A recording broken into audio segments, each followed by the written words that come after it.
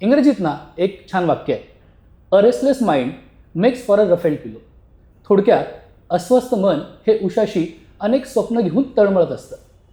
Panorama 25च्या प्रत्येक नायकाच्या वाट्याला ही अस्वस्थता आलेली असणारच आहे, पण ती एका नायकाच्या वाट्याला जरा जास्तच आली. त्या अस्वस्थतेला वाट करून देताना या नायकानं कधी वादळं आणली तर कधी तो स्वतः वावटळीत सापडला. अनेकदा भूमिकांमध्ये केलेला बदल राजकारणात सहसा आढळणार नाही असा स्पष्ट वक्तेपणा आणि ज्याच्याबद्दल सर्वपक्षीय आकर्षण आढळून येतं अशा या नायकाचं नाव आहे स्वरराज श्रीकांत ठाकरे उर्फ राज ठाकरे. 2000चं दशक जेव्हा सुरू झालं तेव्हा भारतात आर्थिक उदारीकरणाला सुरुवात होऊन जवळपास 10 वर्ष झाली होती. भारतीय अर्थव्यवस्था ही मोकळी होत होती. जागतिक पातळीवर तिच्याकडे कुतूहलानं बघायला सुरुवात झाली होती. हा तोच काळ होता जेव्हा अमेरिकेत बिल क्लिंटन पर्व नुकतंच संपलं होतं आणि इंग्लंडमध्ये टोनी ब्लेअर पर्व सुरू झालं होतं. दोघेही अतिशय देखणे राजकारणी, स्वतःची वेगळी छाप उमटवायला आतुर असलेले आणि नेहमीची चौकट अमान्य असणारे. त्याच काळात महाराष्ट्राच्या राजकारणात काहीसा बेदरकार वाटणारा, सगळ्या राजकीय चौकटी मोडून टाकण्याची क्षमता असलेला स्टायलिश देखणा तरुण नेता राज ठाकरे हा आतल्यात धुमसत होता.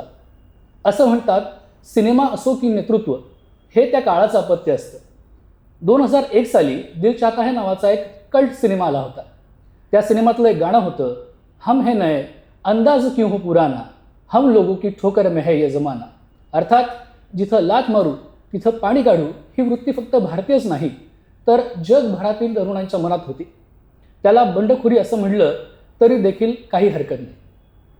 2000चं दशक सुरू झालं तसं 2 वर्षांच्या अंतरानं महाराष्ट्र आणि राष्ट्रीय पातळीवरच्या अत्यंत महत्त्वाच्या नेत्यांनी स्वतःचे राजकीय वारसदार खूप सटली का होईना घोषित केलेच होते. 2003ला बाळासाहेब ठाकरेंनी महाबळेश्वरच्या आपल्या पक्षाच्या अधिवेशनात स्वतःचा मुलगा उद्धव ठाकरे यांना आपला उत्तराधिकारी म्हणून घोषित केलं होतं आणि अर्थातच ही घोषणा त्यांनी राज ठाकरेंकडून करून घेतली जेणेकरून तिला एक अधिष्ठान प्राप्त होईल. 2004ला राहुल गांधी हे अमेठीतून खासदार म्हणून निवडून आले आणि देशातील सगळ्यात जुन्या पक्षाची धुरा आता त्यांच्याकडे असेल हे अगदी स्पष्ट झालं होतं. 2006 साली शरद पवारांनी महाराष्ट्रात सुप्रिया सुळेंना राज्यसभेवर नेत त्यांच्यानंतर कोण ह्याचं एक उत्तर देऊन टाकलं होतं. 2003 साली महाबळेश्वरात झालेल्या ऐतिहासिक अधिवेशनात उद्धव ठाकरेंच्या नावाची घोषणा करतानाच राज ठाकरेंच्या मनात आता पुढं काय असा प्रश्न उभा ठाकला असणार. कारण तोपर्यंत स्वतः राज ठाकरे, सामान्य शिवसैनिक आणि शिवसेनेचे मतदार या सगळ्यांनीच मनोमन राज ठाकरेंनाच बाळासाहेबांचा वारसदार म्हणून पाहायला सुरुवात केलेली होती. त्या घटनेनंतर राजकारण सोडून द्यायचा विचार मनात आला होता असं राज ठाकरे भले म्हणत असतील, पण ते काही फार गंभीरपणे घेता येणार नाही. कारण जो व्यक्ती वयाच्या 21व्या वर्षी भारतीय विद्यार्थी सेनेचा अध्यक्ष झाला, वयाच्या 24व्या वर्षी नागपुरात मोठा मोर्चा काढणारा युवा नेता आणि 1995ला वयाच्या अवघ्या 27व्या वर्षी शिवसेना भारतीय जनता पक्षाचा युतीचा स्टार प्रचारक असलेला नेता राजकारण सोडून दुसरं काही करू शकणारच नव्हता. राजकारण हेच प्राक्तन आहे हे राज ठाकरेंना अगदी स्पष्ट माहिती होतं.